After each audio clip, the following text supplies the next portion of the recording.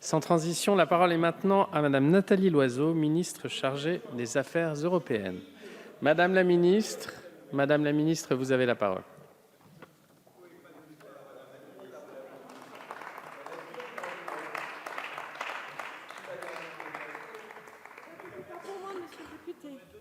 Ça change de la goujaterie de certains de vos collègues. Et après tout, c'est la semaine des droits des femmes. Monsieur le Président, Mesdames et Messieurs les députés. S'il vous plaît. Donc je ne parlais pas de goujaterie depuis vos bancs, mais depuis d'autres bancs, un peu plus tôt dans l'après-midi. Oui, le Président de la République s'est adressé ce matin à tous les citoyens européens. Parce que nous vivons un moment sans précédent, il fallait une démarche sans précédent. Il a partagé une vision large et des propositions nouvelles pour l'Union européenne. Faut-il s'excuser d'avoir des idées, une ambition pour l'Union européenne? Faut-il se résigner à l'avoir malmenée, attaquée, affaiblie, sans rien faire? Je comprends qu'il soit plus souvent facile d'émettre des critiques que d'avoir des idées. Nous ne nous excuserons pas d'avoir un projet, nous ne nous excuserons pas de faire entendre haut et fort la voix de la France en Europe. Elle est attendue et nous sommes au rendez-vous. Les 21 et 22 mars, à une semaine de la date prévue pour le retrait du Royaume-Uni de l'Union européenne, il ne fait aucun doute, monsieur le député Dumont, que la question du Brexit occupera les esprits et s'invitera d'une façon ou d'une autre lors des discussions du Conseil européen. La ratification de l'accord de retrait reste plus que jamais notre objectif. C'est la seule voie possible pour un Brexit ordonné. Cet accord donne de la clarté et de la sécurité juridique aux citoyens, aux entreprises et à l'ensemble des parties prenantes. Il leur donne aussi du temps pour s'adapter grâce à une période de transition. Depuis le vote négatif de la Chambre des communes le 29 janvier dernier, les échanges se sont poursuivis entre les responsables européens et les autorités britanniques pour trouver des réponses acceptables aux préoccupations exprimées par une majorité de députés britanniques. Sur le principe, l'Union l'a redit à plusieurs reprises, l'accord de retrait ne sera pas rouvert. Si des clarifications supplémentaires sont demandées, par exemple dans la déclaration politique sur le cadre des relations futures, nous n'y sommes pas hostiles, sous réserve qu'elles respectent les principes fixés par le Conseil européen au mois de mars 2018. Sur ce point, si l'écart avec la position du gouvernement britannique se réduisait, ce serait une évolution positive. Michel Barnier, auquel moi aussi je tiens à rendre hommage, rencontre aujourd'hui une délégation britannique à Bruxelles. C'est lui qui négocie au nom des 27 et c'est derrière lui que nous sommes unis. Madame May a également évoqué devant la Chambre des communes l'hypothèse d'une extension courte et limitée de la période de négociation de 2 ans prévue par l'article 50 du traité sur l'Union européenne. Elle s'est engagée à la proposer à la Chambre des communes si cette dernière rejetait à la fois la ratification de l'accord de retrait et une absence d'accord, puisque au moment où nous parlons, nous avons plus souvent entendu ce que les Britanniques ne voulaient pas, plutôt que ce que les Britanniques souhaitent pour la suite du processus. Le président de la République et le gouvernement, comme du reste Michel Barnier et nos partenaires, ont été clairs. Une prolongation de la durée de l'article 50 n'a de sens que si le Royaume-Uni propose une ligne claire, crédible et acceptable par les 27. Un report éventuel doit avoir une raison, il doit aussi avoir une durée limitée. Imagine-t-on le gouvernement britannique organiser des élections européennes au Royaume-Uni juste avant de quitter l'Union? Soyons clairs, nous souhaitons un retrait ordonné et nous sommes dans l'attente d'un signe que le Royaume-Uni s'en donne les moyens en ratifiant l'accord négocié et conclu ensemble. Mais nous ferons toujours primer les intérêts des Européens Et aujourd'hui, nous ne pouvons pas exclure, au vu de la situation politique britannique, que le Royaume-Uni glisse vers une sortie sans accord. Nous serons prêts. L'État a fait tout ce qu'il avait à faire. Vous avez bien voulu voter une loi d'habilitation. Le gouvernement a adopté 6 ordonnances et les décrets d'application sont prêts eux aussi. Sur le terrain, les travaux d'infrastructure avancent. Les douaniers et les vétérinaires supplémentaires sont recrutés et formés. Je serai jeudi à Londres pour rencontrer à nouveau les autorités britanniques et la communauté française. Notre engagement est total. Nous demandons que les Français bénéficient du maintien de leurs conditions actuelles de séjour au Royaume-Uni. Nous travaillons activement avec la Commission européenne, comme sur le plan national, pour venir en aide aux pêcheurs en cas de sortie sans accord. J'étais à Cherbourg la semaine dernière pour les rencontrer.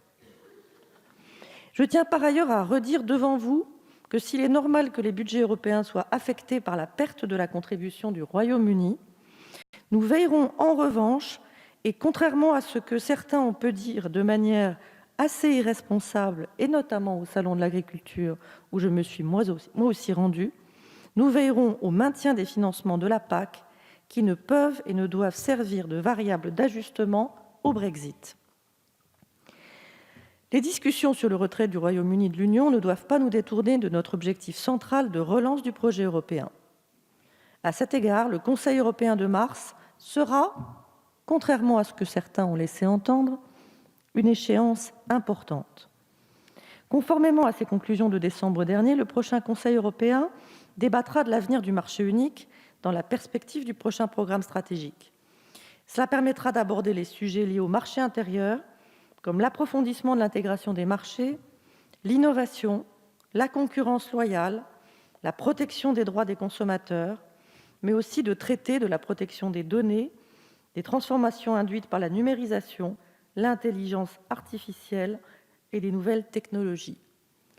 Qui pourrait dire que ces sujets ne méritent pas qu'on s'y arrête un moment ? C'est dans ce cadre que nous voulons engager le débat sur l'avenir de l'industrie européenne et sur la nécessité d'une réelle politique industrielle. La France et l'Allemagne ont présenté des propositions stratégiques ambitieuses. Il est maintenant nécessaire que le Conseil européen s'en empare. Il s'agit d'avancer sur 3 axes. Permettre à l'Union d'investir et de financer massivement les nouvelles technologies, en donnant notamment au Conseil européen de l'innovation des moyens comparables à ceux disponibles aux États-Unis, comme l'a indiqué le président de la République dans sa tribune.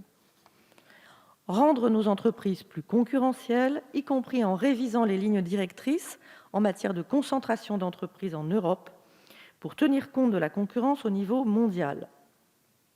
Qui pourrait dire que ce sujet n'est pas d'une actualité brûlante ? Nous proposons aussi que le Conseil puisse avoir un droit de recours après une décision de la Commission. Mieux défendre nos technologies, nos entreprises et nos marchés en tirant pleinement profit du nouveau cadre de filtrage des investissements, en exigeant une plus grande réciprocité dans les marchés publics avec les pays tiers et en défendant le multilatéralisme tout en le modernisant chaque fois que c'est nécessaire. Je pense notamment à l'OMC. Qui pourrait dire qu'aujourd'hui, le multilatéralisme n'est pas attaqué ? En outre, les chefs d'État ou de gouvernement discuteront des orientations politiques à prendre pour que l'Union soit en mesure de préparer d'ici à 2020 une stratégie de long terme sur la lutte contre le changement climatique dans la continuité de l'accord de Paris. Il est fondamental de maintenir la dynamique engagée sur la lutte contre le changement climatique en vue du Conseil européen de juin, afin que l'Union soit en mesure d'adopter à cette date le scénario de neutralité carbone pour 2050 et de présenter cette stratégie au sommet climat du secrétaire général des Nations unies en septembre 2019. Le président de la République a fait ce matin des propositions fortes en ce sens. Neutralité carbone en 2050, division par 2 des pesticides en 2025.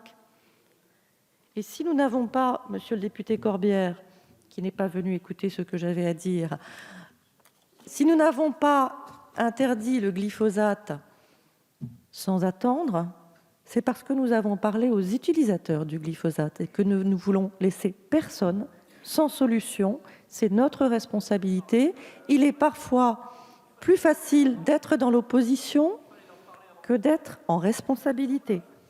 Nous n'avons jamais cessé de leur parler, monsieur le député. S'il vous plaît, messieurs, la ministre et seule la ministre a la parole. Vous pourrez poser des questions après. La ministre et seule la ministre a la parole. Je vous remercie.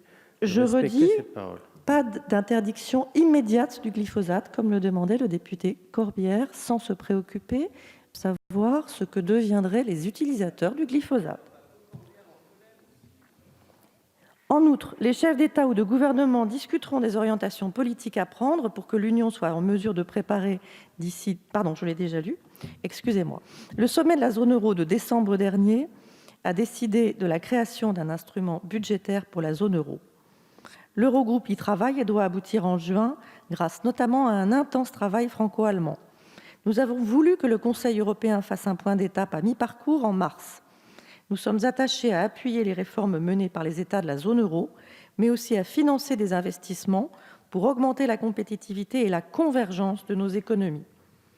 Les orientations stratégiques de ce budget devront être fixées par les 19. Je mesure bien évidemment la sensibilité des questions qui restent à trancher, qu'il s'agisse des modalités de financement, par le budget communautaire, par des contributions des États membres et, le cas échéant, par des recettes propres, ou bien entendu du volume financier. Il reste encore bien des nuits de négociations, mais chacun peut reconnaître le chemin déjà parcouru. Enfin, le Conseil européen examinera les progrès accomplis dans la lutte contre la désinformation et la nécessité de protéger l'intégrité démocratique des élections européennes et nationales dans l'ensemble de l'Union. Le président de la République a proposé ce matin très concrètement que des experts européens se rendent aux côtés des pays qui rencontrent des cyberattaques, des ingérences étrangères ou des campagnes massives de désinformation. Nous sommes également déterminés à œuvrer pour renforcer la convergence économique et sociale au sein de l'Union, qui est au cœur du projet européen, pour nous doter de ce que le président de la République a appelé ce matin un bouclier social. C'est le sens de l'action que nous avons menée avec la création d'une autorité européenne du travail ou encore de nos efforts pour lier solidarité financière et convergence sociale dans le prochain budget européen. Les chefs d'État ou de gouvernement reviendront sur ces sujets lors de l'adoption en juin prochain du programme stratégique pour la période 2019-2024 qui fixera les orientations et les priorités politiques pour le prochain cycle institutionnel. Sur la méthode, nous voulons nous appuyer pour définir les priorités de l'Union sur les principales préoccupations et attentes des citoyens telles qu'elles ont été exprimées en France et au-delà dans les consultations citoyennes sur l'Europe qui se sont tenues au second semestre 2018. Enfin, le Conseil européen fera le point sur quelques situations internationales. Il travaillera notamment à la préparation du sommet Union européenne-Chine, puis fin avril du sommet du Forum sur les routes de la soie. L'unité européenne est tout aussi stratégique en la matière que lorsque nous discutons du Brexit ou des relations commerciales avec les États-Unis. Chacun voit bien qu'il est indispensable que l'Union se coordonne mieux pour obtenir une meilleure réciprocité commerciale ou des exigences sociales et environnementales rehaussées pour les investissements des routes de la soie. De même, nous devons mieux contrôler les investissements étrangers. Ces discussions à venir ne doivent pas éclipser les avancées récentes ou en cours. J'en ai cité certaines, comme l'autorité du travail, mais je pense par exemple à la réforme du droit d'auteur, qui est en très bonne voie, ou à la limitation des émissions de CO2 pour les poids lourds, qui complétera la législation existante pour les véhicules légers et permettra d'impliquer davantage le secteur du transport routier dans la lutte contre le changement climatique. Il nous reste encore quelques semaines et beaucoup de travail sur des textes délicats, comme le paquet mobilité, ou encore l'équilibre entre vie professionnelle et vie privée des parents et des aidants, qui devrait notamment permettre d'accroître la participation des femmes au marché du travail. Vous le voyez, mesdames et messieurs les députés, l'Europe avance et ces textes permettront d'améliorer concrètement le quotidien des citoyens européens en renforçant les différentes dimensions de cette Europe qui protège et au-delà de cette Europe qui renaît que nous appelons de nos voeux. Le Conseil européen de mars, puis le sommet informel de Sibiu en mai seront des moments importants avant d'aller, après les élections européennes, vers une réelle conférence pour l'Europe pour proposer les changements nécessaires à notre projet politique. Je vous remercie et je me tiens prête à répondre à vos questions.